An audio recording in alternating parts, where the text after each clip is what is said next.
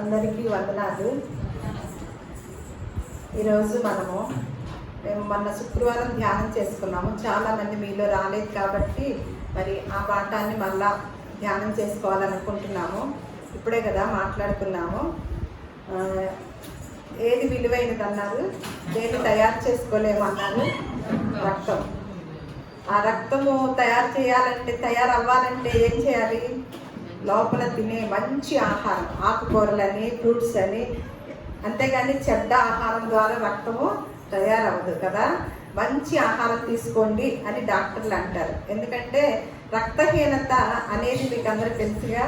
రక్తహీనత వచ్చింది అనుకోండి, ఏముంటుంది? హ్యాపీగా ఉంటామా? రక్తహీనత అంటే అర్థమవుతుంది కదా. రక్తహీనత వచ్చింది అనుకోండి, చాలా అనారోగ్యాలకి మూలము అదే. అందుకని రక్తహీనతను అధిగమించాలంటే మంచి ఆహారము తీసుకోవాలని డాక్టర్స్ చెబుతూ ఉంటారు. అన్ని మంచి ఇక చెడు పనికిరాదు. ఎందుకంటే రక్తహీనత ఉంది కదా. అలా మనకి తెలుసు అన్నమాట. మన దేహానికి శరీర సంబంధంగా రక్తహీనత ఉంటే ఇబ్బంది అవుతుంది ఈ దేహానికి, ఈ శరీరానికి అని మనందరికీ తెలిసిన విషయమే. మరి ఈరోజు నేను భక్తిహీనత గురించి చెప్పాలని అనుకుంటున్నాను. మరి భక్తిహీనత అంటే అర్థమవుతుందా? రక్తహీనత అంటే అవగాహన కలిగి ఉన్నామా? మరి భక్తిహీనత కనుక ఉంటే ఎలా ఉంటుంది అంటారు? అది కూడా భక్తిహీనత ఉంటే అది కూడా మరి ఆత్మీయంగా, ఆత్మ సంబంధంగా అనారోగ్యానికి కారణమవుతుందా? బాగానే ఉంటామా? భక్తిహీనత ఉంటే ఆ భక్తిహీనత గురించి మనం నేర్చుకున్నాము. మరి భక్తిహీనులు అంటారు కదా. మనము భక్తిహీనులు కొంతమంది వర్దెల్లటము అలా చూస్తూ ఉంటాం. అంటే మనం ఏమన్నా ముమ్మారు ప్రార్థన చేస్తాము, వారంలో 65 సార్లు ఉపవాసాలే ఉంటాము ఏదైనా అవసరం కొరకు, కానీ ఏమీ జరగదు. ఏంటి, మేమేమన్నా ఎంత నిష్టగా చేసుకుంటూ పోతామో, పక్కన భక్తి ఉండదు, భయం ఉండదు, ఏముండదు. ఏదో నామకార్థంగా దేవుని సన్నిధికి వెళ్ళి వస్తామంటారు. ఆ భక్తిహీనులకి ఏంటి ఎలా ఉంటుంది? వాళ్ళు అలా వర్ధిల్లుతున్నారు, వాళ్ళు అడిగిందల్లా జరుగుతుంది, వాళ్ళు ప్రార్థన చేసినా దేవుడు వింటున్నాడు అని మనం ఎప్పుడు కూడా ప్రశ్న ఉంటుంది కదా. అలాగే అసలు భక్తిహీనులు అంటే ఎవరు? ఒకసారి చెప్పండి. భక్తిహీనులు అంటే ఎవరు? గబగబా తొందరగా చెప్తే తొందరగా ముగించుకుంటాం. భక్తిహీనులు అంటే ఎవరు?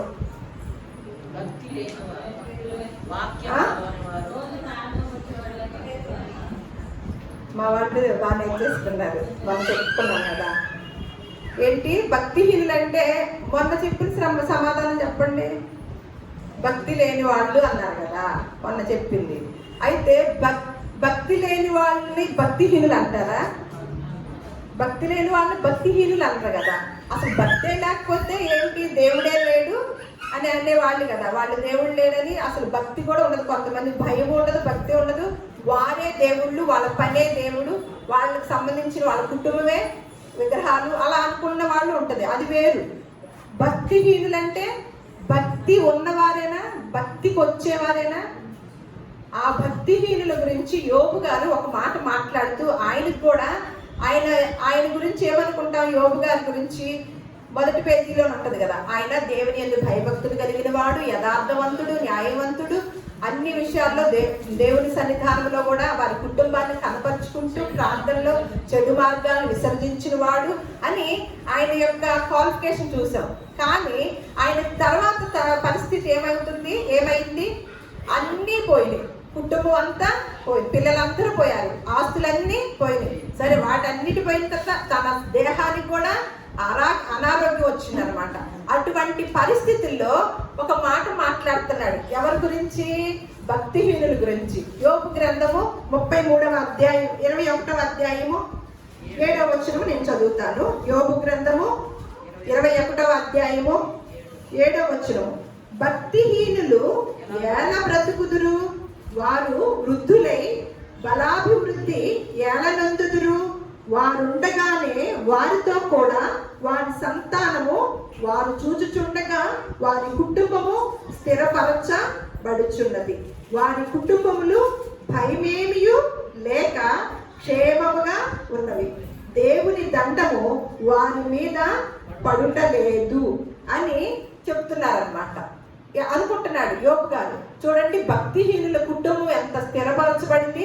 ఆ తల్లిదండ్రులు చూస్తుండగానే వారి తరాలు కూడా ఎలా స్థిరపరచబడుతున్నారు. వారికి ఏమీ భయం లేకుండా బ్రతుకుతున్నారు. దేవుడి దండం కూడా వారి మీద పడట్లేదు అని చెప్పుకుంటున్నారు అనమాట.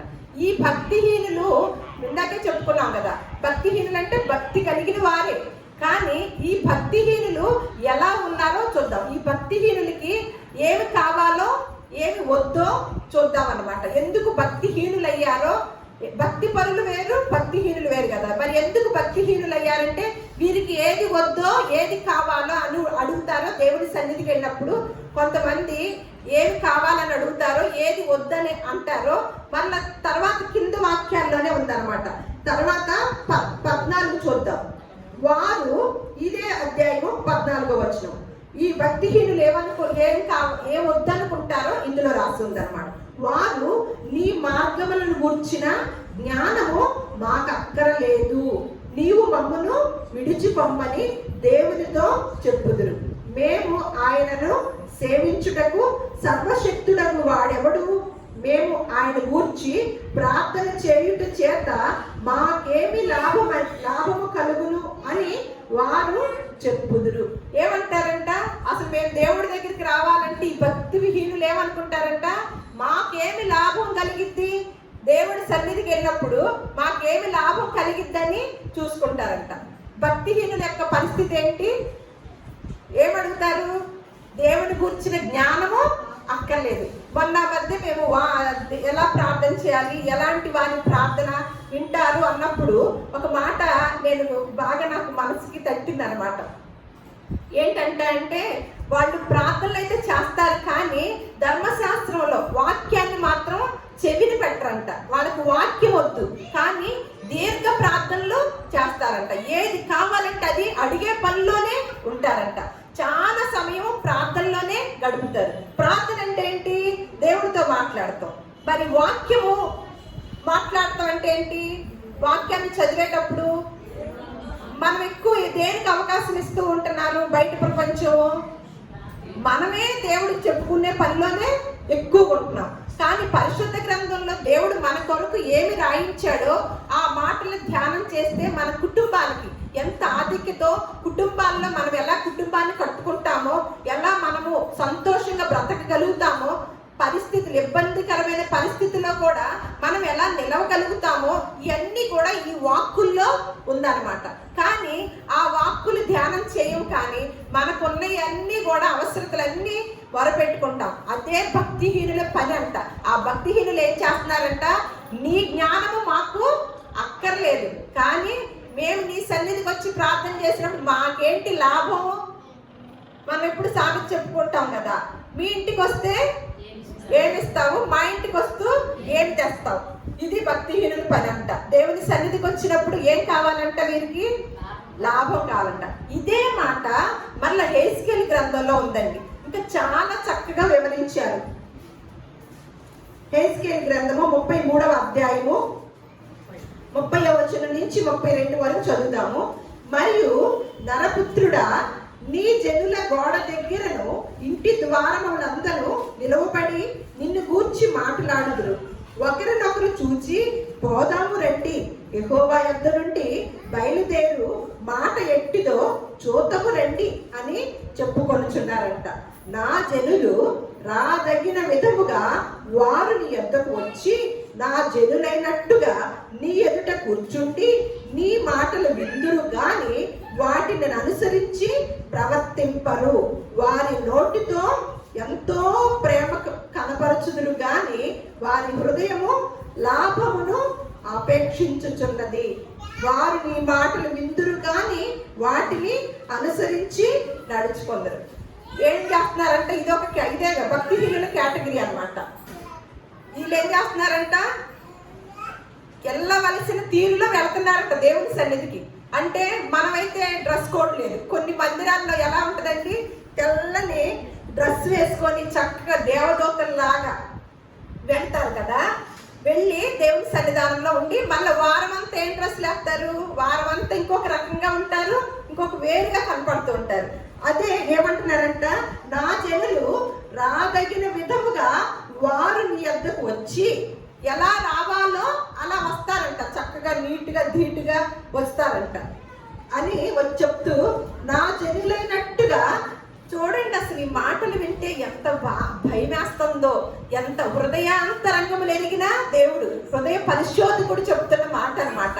మనలో ఈరోజు బయట డాక్టర్ దగ్గరికి వెళ్ళి స్కానింగ్లు టెస్టులు చేయించుకుంటే రక్తహీనత ఎంతో బయటపడింది కదా. ఇన్ని పాయింట్లే ఉంది, ఇన్ని పాయింట్లు ఉంటేనే బాగుంటుంది మీకు అని చెప్తారు కదా. ఈ రోజు మనలో ఎంత భక్తిహీనత ఉందో తెలుసుకొని మనము తక్కువైతే కనుక మనము కొన్ని పాయింట్స్ ని ఎక్కించుకోవడానికి ప్రయత్నం చేద్దాం అన్నమాట. ఏమంటున్నారు, నా జనులైనట్టుగా నీ ఎదుట కూర్చుండి నీ మాటలు విందురు గాని ఏంటంట వారు వాటిని అనుసరించి ప్రవర్తించరు. వాళ్ళు ఏం చేస్తారంట, వారు నోటితో ఎంతో, అసలు చూడండి, ఎంతో ప్రేమ కనపరచుదురు కానీ వారి హృదయం అంటే ఎలా ఉందంట, లాభమును అపేక్షించుతుంది. వారు విందురు గాని, వారు ఆ మాటలు విందురు గాని, ఈ మాటలు విందురు గాని వాటిని అనుసరించి నడుచుకోలేకపోతున్నారంట. భక్తిహీనుల యొక్క పరిస్థితి, భక్తిహీనుల యొక్క విధానం, మనస్తత్వం అన్నమాట. అలా భక్తిహీనత కనుక వస్తే ఆ పరిస్థితి అంటే మనము రక్తహీనత వస్తే ఎన్ని అనారోగ్యాలు వస్తాయో మాట్లాడుకున్నాం కదా. అదే భక్తిహీనత కనుక వస్తే మన ఆ భక్తిహీనత కలిగిన వారి పరిస్థితి ఏంటో ఒకసారి లేఖనాల్లో చూద్దాం. మొదటి 2వ పేతురు రాసిన పత్రిక 2వ అధ్యాయము 5-7 వచనాలు, 5 నుంచి 7 వచనాలు. 2వ పేతురు రాసిన పత్రిక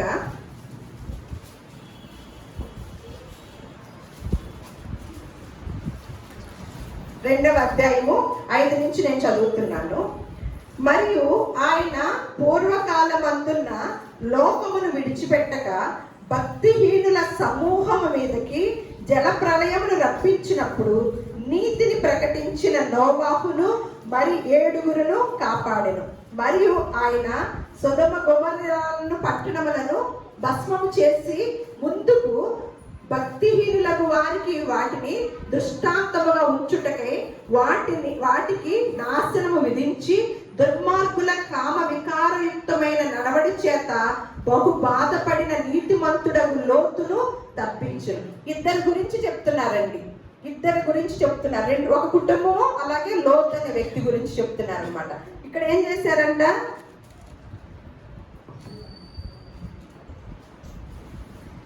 ఆయన పూర్వకాలమందున్న లోకమును విడిచిపెట్టక భక్తిహీనుల సమూహం అంటే భక్తిహీనులు కొంతమంది, ఎట్లా ఉంది సమూహం అంటే ఇప్పుడు భక్తిహీనులు ఎంతమంది ఉంటారంటారు?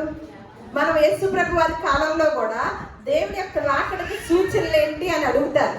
అడిగినప్పుడు అక్కడ ఏం చదువుతాము, పూర్వము నోవాహు కాలంలో ఎలాగైతే జనులు ఏం చేస్తున్నారంట, తినుచు త్రాగుచు పెళ్లి చేసుకుంటూ ఇల్లు కట్టుకుంటూ ఎలాగైతే ఉన్నారో అట్లాగే ఏమంటున్నారు, అది ఎక్కడుందో చూడండి. అలాగే ఏం చేస్తున్నారంట, జనులు అప్పుడులాగానే ఇప్పుడు ఉంటున్నారంట.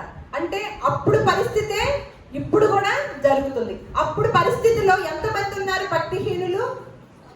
సమూహము, ఒక్క కుటుంబమే రక్షించబడిందంట, ఒక్క కుటుంబమే. మరి ఈ రోజుల్లో కూడా అదే సిచ్యువేషన్ ని జ్ఞాపకం చేసుకొచ్చారు యేసుప్రభు వారు. ఏమంటున్నారు, పూర్వకాలంలో నోవాహు దినాలు ఎలాగున్నాయో మనిషి కుమారుడు యొక్క రాకడ కూడా అలాగే ఉంటది. ఆ దినాల్లో ఏదైతే చదవండి పెద్దగా, నోవాహు దినములు ఎలాగుండునో మనిషి కుమారుని రాకడయు అలాగే ఉండును. జల ప్రళయమునకు ముందటి దినములలో నోవాహు ఓడలోనికి వెళ్ళిన దినము వరకు వారు తినుచు తాగుచు పెళ్లి చేసుకొచ్చు పెళ్లికి ఇచ్చుకొచ్చు ఉండి జల ప్రళయం వచ్చి అందరినీ కొట్టుకొని పోవు వరకు ఎరగకపోయేది. అలాగనే మనిషి కుమారుని రాకడా ఉంది. అంతవరకే చూసారా? మరి మనం ఏం చదువుకుంటున్నాము, నోవాహు గారి కాలంలో జరిగిన సంఘటన చదువుకుంటూ మనం కూడా భక్తి పరులమే అన్నట్లుగా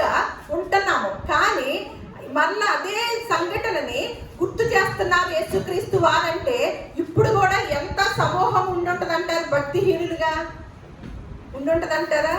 అప్పుడు భక్తిహీనుల సమూహం అంట. అలాగే మళ్ళా సొదొమ గుమర్రాల పట్టణం గురించి కూడా భక్తిహీనులకు వారిని దృష్టాంతంగా ఉంచుటకై వాటికి నాశనము విధించి ఈ దుర్మార్గుల కామ వికారయుక్తమైన నడవడి చేత బహు బాధపడిన నీతిమంతుడకు లోతుని తప్పించును. ఇక్కడ ఏమని చేశాడు? ఇక్కడ జల ప్రళయం రప్పించినప్పుడంట నీతిని ప్రకటించిన నోవాహు మరి 7 కాపాడిన. ఈ జన సమూహంలో నోవాహు ఏం చేశాడంట?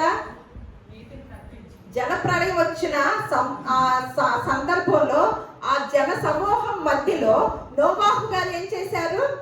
నీతిని ప్రకటించబట్టి రక్షించబడినట్లుగా ఉందా? ఇంకేదైనా ఉందా? నీతిని ప్రకటించడం అంటే ఏంటి? అబ్రహాము దేవుణ్ణి నమ్మెను, అది అతనికి నీతిగా. తను ఏదైతే నమ్మాడో, ఏ నీతినైతే నమ్మాడో, దేన్నైతే నమ్మాడో దాన్ని ఏం చేశాడంట? ప్రకటించాడంట. ప్రకటించినప్పుడు మరి ఆ భక్తిహీనుల మధ్యలోకి వెళ్ళాడా? భక్తి పరుల మధ్యలో ఉన్నాడా?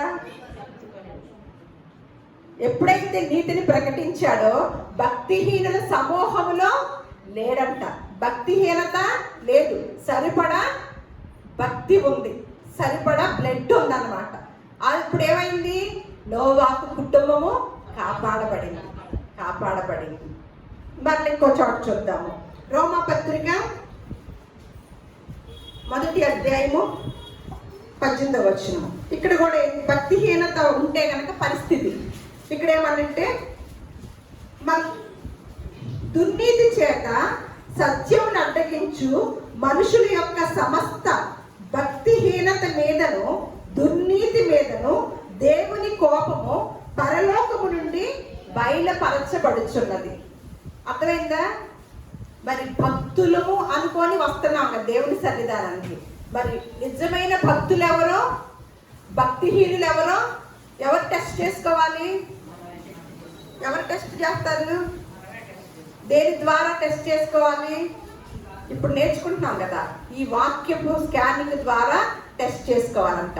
ఏంటంట ఇక్కడ రోమపత్రికలో భక్తిహీనత కనుక వస్తే మనకి ఎవరెవరు కనపడతారు? ఎక్కువ ప్రపంచంలో చాలా మంది అన్ని విషయాల్లో మన దృష్టిలో మనం అనుకున్న రీతిలో ఆశీర్వదించబడినట్లుగా కనపడతారు. అదే ప్రశ్న యోబు గారికి కూడా వచ్చింది. ఏంటి భక్తిహీనులు ఏంటి ఎంత స్థిరపరచబడ్డారు, వీళ్ళకి అసలు దేవుని దండన ఏమి కలగట్టలేదు అని తనకు కూడా ప్రశ్న వచ్చింది. మనకు కూడా బయట ప్రపంచం అంతా కూడా ఇట్టే వాళ్ళ ప్రార్థన అంటే ఇట్టే వింటాడండి, అబ్బా ఏ ప్రార్థన చేస్తే అది జరిగిపోతుందండి అని మనకి వాళ్ళ కుటుంబాల్లో జరిగే వాటిని బట్టి మనం ఏమనుకుంటాం? అబ్బా వాడు ప్రార్థన వింటున్నాడు, మన ప్రార్థన వింటలేదు, అమ్మ అందుకే మనకి జరగటం లేదు అని చాలా అలా బాధపడుతూ ఉంటాం అనమాట. కానీ వాళ్ళలో భక్తి ఎక్కువ ఉందో భక్తిహీనత ఉందో ఎవరికి తెలుస్తుంది? వాళ్ళకి, వాళ్ళ మనస్సాక్షికి తెలుస్తుంది, దేవుడికి తెలుస్తుంది. లేఖనాల దగ్గరికి వస్తే టెస్ట్ చేస్తుంది అనమాట. ఇక్కడ ఏమని అంటున్నాడు? దుర్నీతి చేతను సత్యమును అడ్డగించు మనుషుల యొక్క సమస్త భక్తిహీనత మీదను అలాగే దుర్నీతి మీదను దేవుని కోపము పరలోకము నుండి బయలుపరచబడుచున్నది. మళ్ళా 2వ పేతురు రాసిన పత్రిక 3వ అధ్యాయము 7వ వచనంలో కూడా ఒకసారి భక్తిహీనుల యొక్క పరిస్థితి ఏంటో చూడండి. 2వ పేతురు రాసిన పత్రిక 3వ అధ్యాయము నేను చదువుతాను ఇందులో. అయితే ఇప్పుడున్న ఆకాశమును భూమియు భక్తిహీనుల తీర్పును నాశనమును జరుగు దినము వరకు అగ్ని కొరకు నిలువ చేయబడినవై అదే వాక్యము వలన భద్రము చేయబడి ఉన్నవంట. ఇదంతా కూడా ఇదే, ఈ ఆకాశము, ఇప్పుడున్న ఆకాశమును భూమియు ఎవరి కొరకు రెడీగా ఉన్నాయంట? ఎవరి కొరకు అంటే భక్తిహీనుల తీర్పును ఏం చూడటానికి? మనకి మన గురించి దేవుని సన్నిధానంలో మనము దేవుడు చెప్పిన పనిని చేయలేదు అనటానికి, చేశారు అనటానికి మన మీద ఎవరిని సాక్షులుగా పెట్టాడు? దేవుడు ఎవరిని సాక్షులుగా పెట్టాడు? పంచభూతాలని మనం చెప్పక్కర్లా, మన గురించి ఎవరు చెప్తారు? ఎవరిని పెట్టాడు? మనం వెళ్ళి సువార్త ప్రకటిస్తున్నామా, దేవుని దగ్గర భక్తులు కలిగి ఉంటున్నామా, భక్తిహీనతగా ఉంటున్నామా, ఎలా ఉంటున్నాము అనేది మన గురించి చెప్పేది ఎవరు? పంచభూతాలన్నమాట. అది లేఖనాల్లో కూడా ఉంది. అలా భూమి ఆకాశం ఇవన్నీ కూడా దేనికోసం ఎదురు చూస్తున్నాయి అంట? ఎవరి తీర్పు కోసము? భక్తిహీనుల తీర్పు కోసము. నా తీర్పును నాశనము జరుగు దినము వరకు అగ్ని కొరకు నిలువ చేయబడినదై అదే వాక్యం వలన భద్రము చేయబడిందంటండి. చూడండి, అంటే భక్తిహీనుల యొక్క పరిస్థితి ఏంటో చూస్తున్నాం అన్నమాట. భక్తిహీనత అంటే భక్తిహీనత కనుక ఎవరికైతే వస్తుందో వారి పరిస్థితి దేవుని కోపం ఎక్కడి నుంచి వస్తుందంట? వారి మీదకి పరలోకము నుండి బయలు వెళ్ళిందంట. మళ్ళా భక్తిహీనులంటే మళ్ళీ క్లారిటీ రావటానికి మనం ఇప్పుడే అనుకున్నాం, భక్తిహీనులు అంటే ఎవరా అనుకుంటున్నాం కదా. ఇప్పుడు క్లారిటీ రావడానికి 1 పేతురు రాసిన పత్రిక 4వ అధ్యాయము 16వ వచనం నుంచి 19 వరకు చదువుతాం.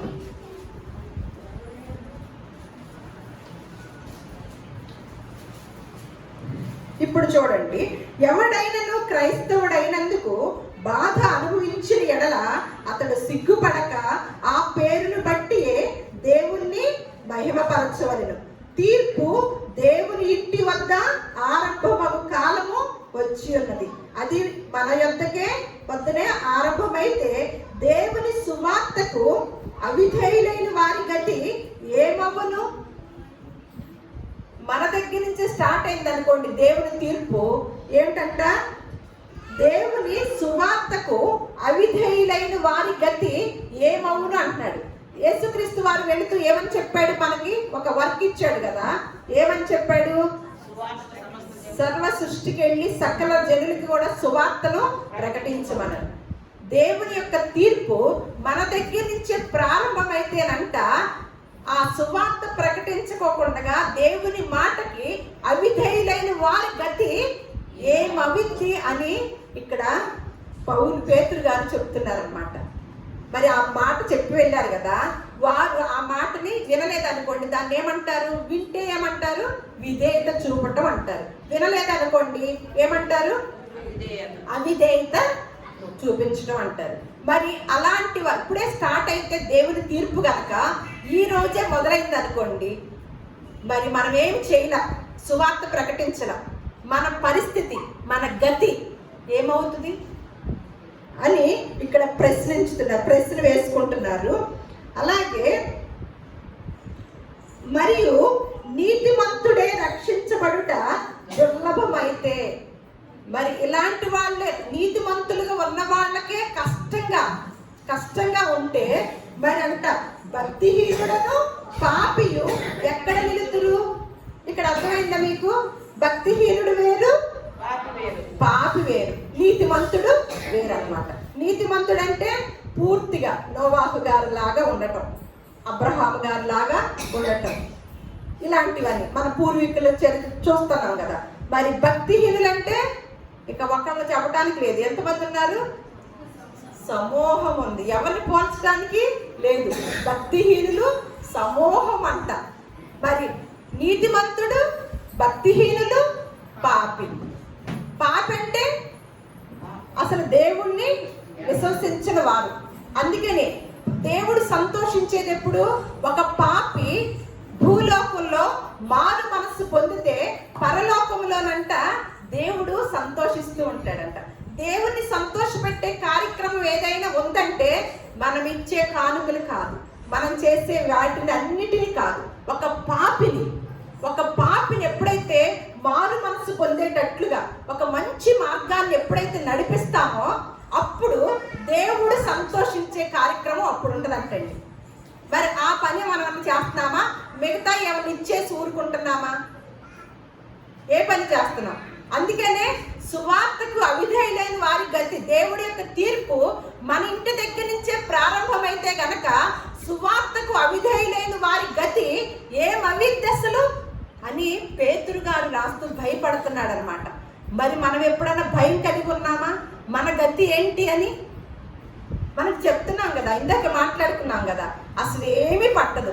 ఏమి తిందామా, ఏమి త్రాగుదామా, ఏ వండుకుందామా, ఏ పని చేసుకుందామా, మళ్ళీ ముగించుకుందామా, రెస్ట్ తీసుకుందామా, మళ్ళా తెల్లారికి యథామామూలు పిల్లల్ని. అంతేగాని నేను ఈ దేహాన్ని నాకు దేవుడు ఎందుకు ఇచ్చాడు, ఈ భూలోకానికి నాకు ఎందుకు పంపించాడు, ఆ పరమార్థాన్ని నేను తెలుసుకోవాలి. ఆ సత్యాన్ని తెలుసుకొని నా జీవితానికి ఒక పరమార్థాన్ని ఎత్తుకొని దాన్ని నేను ముగించాలి. నా పరుగుని తుదముట్టించాలి, నా విశ్వాసాన్ని కాపాడుకోవాలి అని మనం ఏ రోజన్నా చెప్పుకోగలుగుతున్నామా?